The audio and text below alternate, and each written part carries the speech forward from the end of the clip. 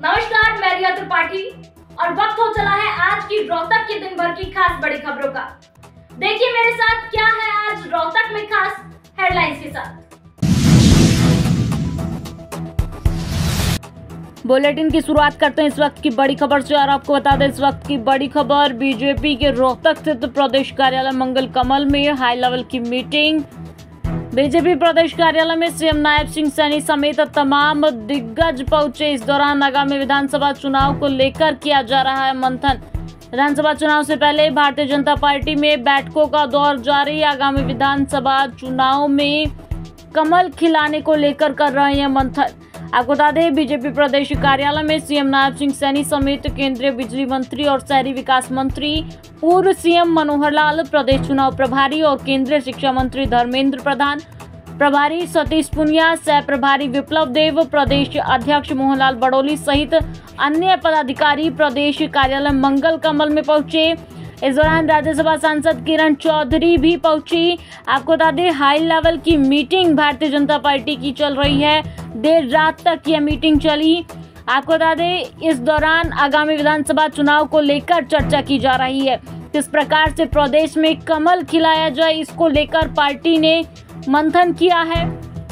वहीं पार्टी को मजबूत करने के लिए क्या कुछ योजनाएं धरातल पर आगे लेकर आएंगे, अपने मैनिफेस्टो को लेकर भी इसमें चर्चा की गई है। हाई लेवल की मीटिंग भारतीय जनता पार्टी की हुई। इस दौरान आपको बता दें तमाम दिग्गज रोहतक प्रदेश कार्यालय मंगल कमल में पहुंचे और देर रात तक यह मीटिंग चली है। विधानसभा चुनाव से पहले कांग्रेस पार्टी का बड़ा कुनबा। आप नेता लवलीन टुटेजा ने अपने तमाम समर्थकों के साथ थामा कांग्रेस का दामन। पूर्व मुख्यमंत्री भूपेंद्र सिंह हुड्डा के नेतृत्व में कांग्रेस ज्वाइन की। इस दौरान रोहतक विधायक व कांग्रेस प्रत्याशी बीबी बत्रा भी मौजूद रहे। भूपेंद्र सिंह हुड्डा ने पार्टी ज्वाइन करने के बाद किया स्वागत, बोले मिलेगा पूरा मान सम्मान। विधायक बीबी बत्रा ने कहा कि लवलीन टुटेजा एक मेहनती कार्यकर्ता है। उन्होंने आज अपने समर्थकों के साथ कांग्रेस पार्टी ज्वाइन की है। इससे पार्टी को मजबूती मिलेगी।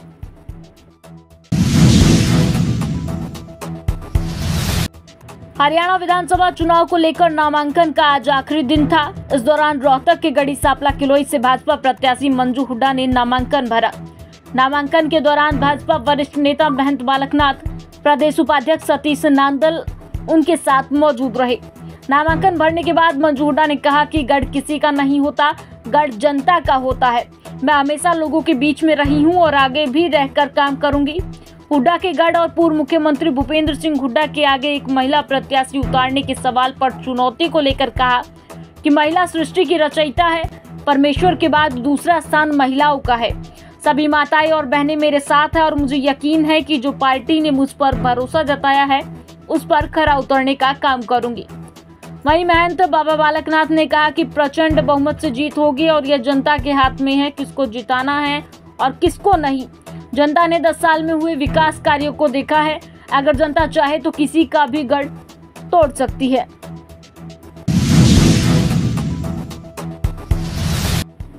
हरियाणा विधानसभा चुनाव 5 अक्टूबर को होना है। आज उम्मीदवारों के नामांकन की आखिरी तारीख थी। आज आखिरी दिन रोहतक सीट से बीजेपी उम्मीदवार मनीष ग्रोवर ने अपना नामांकन रोहतक एसडीएम कार्यालय में किया। उनके नामांकन पर सीएम नायब सैनी को आना था। आखिरी नामांकन करने के समय से 1 घंटे पहले सीएम का कार्यक्रम रद्द हो गया। सीएम नायब सैनी मनीष ग्रोवर के नामांकन पर नहीं पहुंच पाए। इस पर मनीष ग्रोवर ने सीएम के नहीं आने का कारण मीडिया को बताते हुए कहा कि मौसम खराब होने की वजह से सीएम का दौरा टल गया। वहीं उनके आखिरी समय नामांकन करवाने के लिए राजस्थान के तिजारा से विधायक और बाबा मसनाथ मठ के महंत बाबा बालकनाथ शामिल हुए। बाबा बालकनाथ ने मनीष ग्रोवर का नामांकन करवाया। मनीष ग्रोवर ने नामांकन करने के बाद मीडिया से बातचीत में अपनी जीत का दावा ही नहीं किया बल्कि तीसरी बार बीजेपी सरकार बनाने का भी दावा किया। उन्होंने कांग्रेस के पूर्व सीएम भूपेंद्र सिंह हुड्डा और विधायक बीबी बत्रा को लेकर भी निशाना साधा। उन्होंने कहा 2016 में प्रदेश को जलवाने का काम किया। जब कोई सीएम ये कहे कि मैं एक जाति विशेष का नेता हूं तो वो सही नहीं है। राजा एक जाति का नहीं होता बल्कि सभी जातियों का होता है। उन्होंने रोहतक के विधायक पर रोहतक विधानसभा में कोई विकास काम नहीं करवाने का भी आरोप लगाया। रोहतक की महम सीट से निर्दलीय उम्मीदवार के रूप में बीजेपी की पिछले बार लोकसभा और विधायक का चुनाव लड़ चुके इस बार विधानसभा की बीजेपी की पहली लिस्ट आने के बाद बागी हुए शमशेर खरकड़ा ने अपनी पत्नी का नामांकन करवाया है। शमशेर खरकड़ा इस बार अपनी पत्नी राधा अहलावत के लिए टिकट मांग रहे थे। बीजेपी ने राधा अहलावत को टिकट नहीं दी, उनकी टिकट काटकर दीपक हुड्डा जो कि पूर्व कप्तान है कबड्डी टीम के, उनको दे दी। जैसे ही दीपक हुड्डा को टिकट मिली, शमशेर खरकड़ा ने पार्टी को अलविदा ही नहीं कहा बल्कि अपनी पत्नी को निर्दलीय उम्मीदवार के रूप में मैदान में उतार दिया। शमशेर खरकड़ा का अपना वोट बैंक है। आज उन्होंने एक जनसभा भी की जिसमें 5000 लोग शामिल हुए। बीजेपी उम्मीदवार दीपक हुड्डा के लिए बड़ी मुश्किलें बढ़ा सकते हैं। निर्दलीय उम्मीदवार के रूप में नामांकन करने के बाद राधा अहलावत ने कहा कि इस बार महम में मेरी जीत होगी। बीजेपी ने मेरी टिकट काटी है। हम हल्के में काफी सालों से मेहनत कर रहे थे। आज निर्दलीय कैंडिडेट के रूप में पर्चा भरा है। यह महम की जनता के आशीर्वाद और फैसले के बाद चुनाव लड़ने का फैसला लिया गया है। जीतने के बाद बीजेपी के साथ बिल्कुल नहीं जाऊंगी।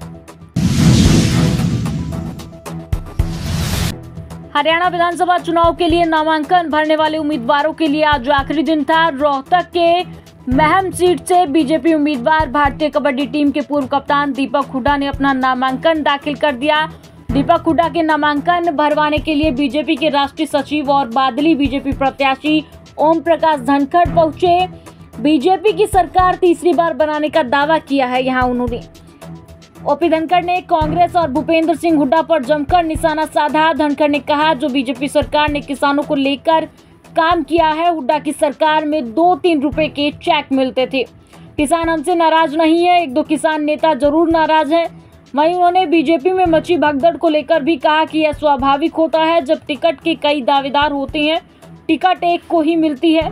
पार्टी में किसी प्रकार से कोई नाराजगी नहीं है।